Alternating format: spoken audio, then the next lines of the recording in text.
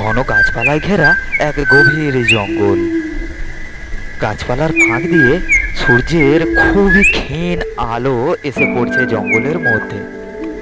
এমনই একটি ঘন জঙ্গলে একদিন একটি শিয়াল হাঁটতে হাঁটতে যাচ্ছিল।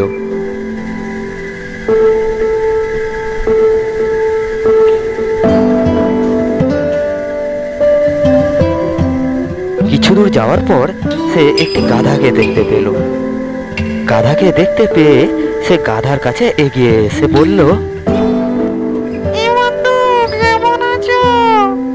হ্যাঁ, আমি ভালোই আছি। তা তুমি কেমন আছো? এই চলেই যাচ্ছে। এইভাবে দুজনে কথা বলতে বলতে তাদের মধ্যে একটা বন্ধুত্ব গড়ে উঠল, আর তারা একসাথে বসবাস শুরু করে দেয়। এইভাবে জঙ্গলের মধ্যে তারা মিলেমিশে থাকতে আরম্ভ করে। এইভাবে বেশ কিছুদিন চলে যায়। একদিন সকালে গাধা শিয়ালকে বলল, খাবারের অভাবে প্রায় দিন আমাকে অনাহারে থাকতে হয়। কি করা যায় বলো তো বন্ধু? তাহলে খাবারের সন্ধানে চলো আমরা অন্য কোনো জঙ্গলে যাই। হ্যাঁ হ্যাঁ, তাই চলো বন্ধু। এই বলে গাধা এবং শিয়াল দুই বন্ধু তারা হাঁটতে থাকলো অন্য একটি জঙ্গলের খোঁজে। জঙ্গল ধীরে ধীরে আরো ঘন হতে আরম্ভ করলো। হাঁটতে হাঁটতে তারা এক সময় গভীর জঙ্গলে প্রবেশ করলো। অন্য জঙ্গলের খোঁজে তারা দুজনে হাঁটতে থাকে। অনেক দূর হাঁটার পরে তারা বেশ ক্লান্ত হয়েও পড়েছিল।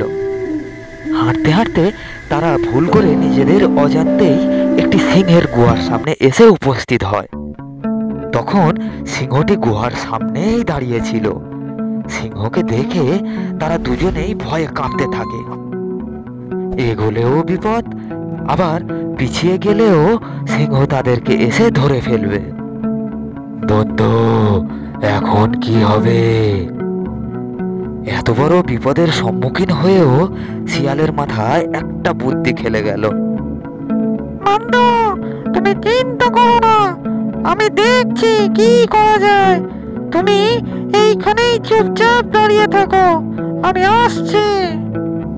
এই বলে শিয়ালটি সিংহের কাছে এগিয়ে গেল। আপনি তো জঙ্গলের রাজা, তাই আমি আপনাকে একটা উপহার দিতে চাই, যদি আপনি আমাকে এখান থেকে চলে যেতে দেন। উপহার? কি উপহার? ওই যে একটা গাধা দাঁড়িয়ে আছে, ওকে আপনার জন্যই নিয়ে এসেছি। ঠিক আছে, ওকে আমার কাছে এনে দে আগে, তবেই আমি তোকে ছাড়বো।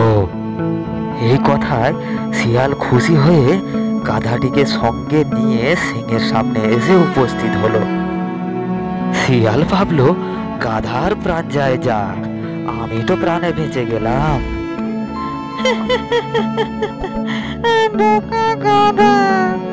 এদিকে সিংহ ভাবলো, এখন শিয়াল ও বোকা গাধা দুজনেই ফাঁদে পড়েছে। আমি দুজনেরই ঘাড় মটকাবো। আর শিয়াল তো বড্ড বেশি চালাক, তাই আগে শিয়ালেরই ঘাড় মটকাবো। তা না হলে ধূর্ত শিয়াল পালিয়ে যেতে পারে। আগে ওকেই হত্যা করব। এরপরে সিংহ প্রথমে শিয়াল আর তারপরে গাধাকে মেরে নিজের পেটের খিদে মেটালো।